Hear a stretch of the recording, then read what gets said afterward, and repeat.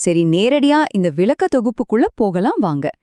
இன்னைக்கு நம்ம பார்க்க போறது உலகத்தையே மாத்தக்கூடிய ஆனா பல தசாப்தங்களா மறக்கப்பட்ட ஒரு மாபெரும் ஆற்றல் மூலத்தை பத்தி தான். அதுதான் தோரியம். இது ஒரு சாதாரண எனர்ஜி பற்றிய தேடல் இல்லைங்க. இது நம்ம ஒட்டுமொத்த எதிர்காலத்துக்கான தேடல். இந்த உண்மைய கேட்டா நீங்க நிஜமாவே ஆச்சரியப்படுவீங்க. நோபல் பரிசு வாங்கின இயற்பியலாளர் கார்லோ ரூபியா என்ன சொல்லிருக்காரு தெரியுமா? வெறும் ஒரே 1 டன் தோரியம் 200 டன் யுரேனியம் அல்லது 35 லட்சம் டன் நிலக்கரி கொடுக்கற அதே எனர்ஜியை கொடுக்குமா? கொஞ்சம் யோசிச்சு பாருங்க. 35 லட்சம் டன் நிலக்கரி எங்க இருக்கு? ஒரே 1 டன் தோரியம் எங்க இருக்கு? இது கற்பனைக்கு எட்டாத ஒரு மாபெரும் ஆற்றல் அடர்த்தி இல்லையா? ஒரு சின்ன அளவு தோரியத்தை வச்சு ஒரு நகரத்துக்கே பல வருஷங்களுக்கு கரண்ட் கொடுக்க முடியும். பகுதி 1. மறக்கப்பட்ட மாற்று. அதாவது நம்ம கண் முன்னாடியே மறைஞ்சிருக்கிற ஒரு அபரிமிதமான ஆற்றல் மூலம். இவ்வளவு பவர்ஃபுல்லான ஒரு விஷயம் ஏன் இத்தனை காலமா வெளியே தெரியலன்னு நீங்க யோசிக்கலாம். முதல்ல இது எவ்வளவு ஈஸியா கிடைக்குதுன்னு பாப்போம்.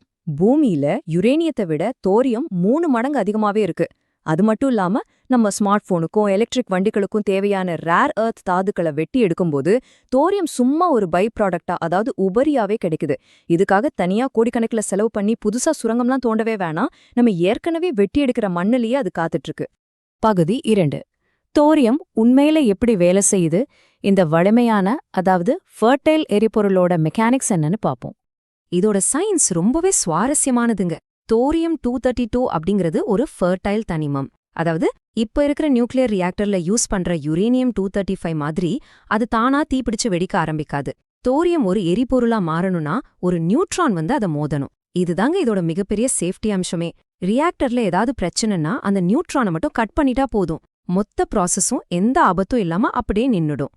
இப்போ இந்த liquid fluoride thorium reactor LFTR எப்படி வேலை செய்யுதுன்னு ஒரு 3 சிம்பிளான ஸ்டெப்ஸ்ல சொல்றேன் கேளுங்க. முதல் ஸ்டெப் டிரான்ஸ்மியூட்டேஷன். இதுல தோரியம் 232 ஒரு நியூட்ரானை உள்வாங்கி யுரேனியம் 233 மாறுது. ரெண்டாவது பிளவு. அந்த யுரேனியம் 233 பிளக்கப்பட்டு பயங்கரமான வெப்பத்தை வெளியிடுது. மூணாவது ஸ்டெப் வெப்ப பரிமாற்றம். அந்த மாபெரும் வெப்பம் உள்ள உருகிய உப்பு தண்ணீரை கொதிக்க வச்சு நீராக்கி டர்பைனை சுத்த வைக்குது. கரண்ட் தயார். ஒரு சாதாரண தனிமத்தை உருகிய உப்புல கரைச்சு இவ்ளோ பெரிய எலக்ட்ரிசிட்டியா மாத்துறது உண்மையிலே ஒரு சயின்ஸ் மேஜிக் தாங்க. அடுத்து பகுதி 3. இதோட மிகப்பெரிய நன்மைகள். ஏன் விஞ்ஞானிகள் இந்த தோரியம் சுழற்சியை இவ்ளோ கொண்டாடுறாங்க? நம்ம ஏன் யுரேனியத்துல இருந்து தோரியத்துக்கு மாறணும் அப்படிங்கிறதுக்கு ரொம்ப ஸ்ட்ராங்கான காரணங்கள் இருக்கு. ஒன்னு, நம்ம ஏற்கனவே பார்த்த மாதிரி இது பூமியில நிறையவே கிடைக்குது. ரெண்டாவது, ரொம்ப முக்கியமான விஷயம், கதிரியக்க கழிவுகள். சாதாரண அணு உலைகள்ல வர்ற கழிவுகள் பல ஆயிரக்கணக்கான வருஷங்களுக்கு ஆபத்தானதா இருக்கும். ஆனா தோரியம் கழிவுகள் வெறும் சில 100 வருஷங்கள்லயே அதோட கதிரியக்கத்தன்மையை இழந்துரும். அது மட்டும் இல்லாம தோரியத்தை வச்சு அணு ஆயுதம் செய்யறது ரொம்ப ரொம்ப கஷ்டம். அதனால உலக நாடுகள் மத்தியில ஆயுத பெருக்கம் வந்துடுமோன்ற பயமும் இதுல கிடையாது. பாதுகாப்புன்னு வரும்போது இந்த ஃப்ரீஸ் பிளக் மெக்கானிசம் ஒரு மாஸ்டர்பீஸ். சர்னோபில், புகுஷிமா மாதிரியான விபத்துகள் ஏன் நடந்துச்சு? அங்க கரண்ட் கட்டானதால தண்ணிய பம்ப் பண்ண முடியாம ரியாக்டர் சூடாகி வெடிச்சிடுச்சு. ஆனா இந்த மோல்டன் சால்ட் ரியாக்டர்ல கரண்ட் போயிட்டாலோ இல்ல ரியாக்டர் ஓவரா சூடானாலோ அடியில இருக்கிற அந்த ஃப்ரீஸ் பிளக் தானாகவே உருகிடும். எந்த மிஷினும் தேவையில்ல, ஆட்களும் தேவையில்ல. புவியீர்ப்பு விசை காரணமா மொத்த திரவ எரிபொருளும் கீழே இருக்கிற பாதுகாப்பான டேங்குக்கு வடிஞ்சிடும். உலை உருகுவதை தடுக்கிற இந்த இயற்கையான சிஸ்டம் அணுசக்தி மேல நமக்கு இருக்கிற பயத்தையே மொத்தமா மாத்திடும். ஆனா இருங்க, இந்த விளக்க தொகுப்புல நம்ம ரொம்ப நியூட்ரலாவும் பார்க்கணும். இவ்ளோ நல்ல விஷயங்கள் இருந்தும் இது ஏன் இன்னும் நடைமுறைக்கு வரல? ஏன்னா இதுல சில பெரிய சவால்களும் இருக்கு. முதல்ல, இந்த ப்ராசஸை ஸ்டார்ட் பண்ண யுரேனியம் அல்லது புளூட்டோனியம் மாதிரி ரொம்ப காஸ்ட்லியான ஒரு எரிபொருள் தேவைப்படுது. ரெண்டாவது, இந்த ப்ராசஸ்ல உருவாகிற யுரேனியம் 232 ரொம்ப ஆபத்தான காமா கதிர்களை வெளியிடும். மூணாவது, தோரியம் டை ஆக்சைடை உருக்க 3350 டிகிரி செல்சியஸ் வெப்பநிலை தேவை. இது சாதாரண விஷயமே இல்ல. இது எல்லாத்தையும் தாண்டி புதுசா ஒரு டெக்னாலஜிக்கு மாறணும்னா ரிசர்ச்க்கும் லைசன்ஸ்க்கும் பல 1000 கோடிகள் செலவாகும். இதுதான் இதுக்கான மிகப்பெரிய தடை. பகுதி 4. இது ஏன் கைவிடப்பட்டது? தோரியத்திலிருந்து உலகம் ஏன் யுரேனியத்துக்கு மாறுச்சு? இவ்ளோ நன்மைகள் இருந்தும் ஏன் பல வருஷங்களுக்கு முன்னாடியே இதை நம்ம கைவிட்டோம்னு நீங்க கண்டிப்பா யோசிப்பீங்க. இதோட வரலாறு 1940ல ஆரம்பிக்குது. அப்போதான் கிளென் சீபாக் தோரியத்துல இருந்து யுரேனியம் 233 கண்டுபிடிச்சாரு. அப்புறம் 1965ல மோல்டன் சால்ட் ரியாக்டர் எக்ஸ்பெரிமெண்ட் ரொம்ப வெற்றிகரமா ஆரம்பிக்கப்பட்டுச்சு. ஆனா பாருங்க, 1969ல திடீர்னு அதை மூடிட்டு யுரேனியம் பிரீடர் ரியாக்டர்களுக்கு முக்கியத்துவம் கொடுத்தாங்க. 1977ல shipping port demonstration reactor success ஆனா கூட தோரியம் டெக்னாலஜி அப்படியே ஓரங்கட்டிட்டாங்க. அமெரிக்க அரசாங்கம் ஏன் அப்படி ஒரு முடிவு எடுத்தாங்கன்னு, அது பனிப்போர் கோல்டு வார் உச்சமா இருந்த காலகட்டம். அணு ஆயுதங்கள் செய்ய புளூட்டோனியம் தேவைப்பட்டுச்சு. அதுக்கு யுரேனியம் உலைகள் தான் ரொம்ப வசதியா இருந்துச்சு. அதனால தோரியம் ரிசர்ச்சை மொத்தமா நிறுத்திட்டாங்க. இத பத்தி ரால்ஃப் மாயர் அப்புறம் நியூக்ளியர் சயின்ஸ் ஜாம்பமான் எட்வர்ட் டெல்லர் என்ன சொன்னாங்க தெரியுமா? அமெரிக்கா செஞ்சது ஒரு மன்னிக்கக்கூடிய தவறுன்னு ரொம்ப வருத்தத்தோட பதிவு செஞ்சாங்க. அன்னிக்கு எடுத்த அந்த ஒரு முடிவு உலகத்தோட எனர்ஜி வரலாற்றையே மாத்திடுச்சு. பகுதி 5. நவீன தோரிய பந்தயம்.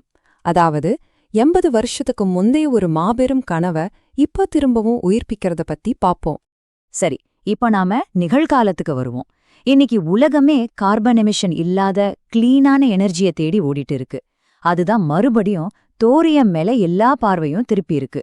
உலகளாவிய தோரியம் இருப்பு பட்டியலை பாருங்களேன். இதுல நம்ம இந்தியா சுமார் 13% முன்னணியில இருக்கு. பிரேசில் 10%, ஆஸ்திரேலியா, அமெரிக்கா தலா 9%. இந்தியாவுல யுரேனியம் ரொம்ப கம்மி, ஆனா தோரியம் அபரிமிதமா இருக்கு. அதனாலதான் இந்தியா தன்னோட எதிர்கால எனர்ஜி தேவைக்காக இந்த தோரியம் ரேஸ்ல இவ்ளோ தீவிரமா இறங்கியிருக்கு அப்படிங்கிறது உங்களுக்கு இப்ப தெளிவா புரிஞ்சிருக்கும். இந்தியா இதுக்காக ஒரு பக்கா மாஸ்டர் பிளான் வச்சிருக்காங்க.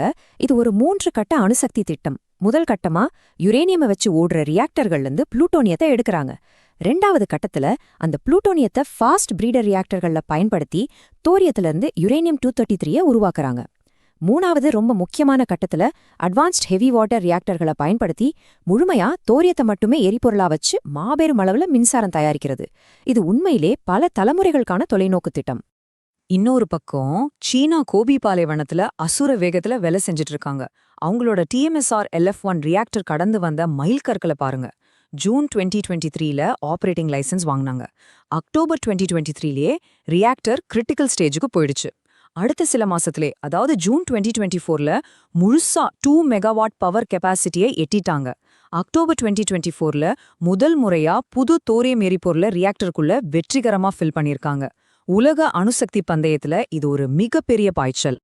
இது வெறும் மாபெரும் நாடுகள் மட்டுமே கலந்துக்கிற ரேஸ் இல்லங்க.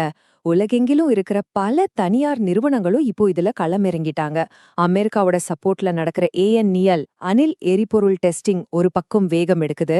ஐரோப்பாவுல கோப்பன்ஹேகன் அட்டாமிக்ஸ் மாதிரியான கம்பெனிகள் ரொம்ப ஈஸியா அதிக அளவுல உற்பத்தி செய்யக்கூடிய கமர்ஷியல் ரியாக்டர்களை டிசைன் பண்றதுல தீவிரமா இருக்காங்க. தோரியம் அப்படிங்கிறது இனிமேல் வெறும் பேப்பர்ல இருக்கிற ஒரு தியரி இல்ல, அது நிஜமாக போற ஒரு மாபெரும் புரட்சி. இந்த விளக்க தொகுப்போட முடிவுக்கு நாம வந்துட்டோம். இப்போ நம்ம முன்னாடி இருக்கிற மிகப்பெரிய கேள்வி இதுதான். பனிப்போர் காலத்துல ஆயுத போட்டிக்காக நாம ஒரு மாபெரும் தொழில்நுட்பத்தை உதாசீனப்படுத்திட்டோம். ஆனா இன்னைக்கு நம்ம பூமியோட எனர்ஜி பஞ்சத்தை போக்கி ஒரு மாசற்ற கிளீனான எதிர்காலத்தை தரக்கூடிய இந்த அதிசய தொழில்நுட்பத்தை முழுசா பயன்படுத்திக்க நாம தயாராகிட்டோமா? தோரியம் தன்னோட 80 வருஷ வாக்குறுதியை இப்பவாது நிறைவேற்றுமா? இது உலகத்தோட தலைவிதியா மாத்துமா? நீங்க என்ன நினைக்கிறீங்க? கொஞ்சம் சிந்திச்சு பாருங்க.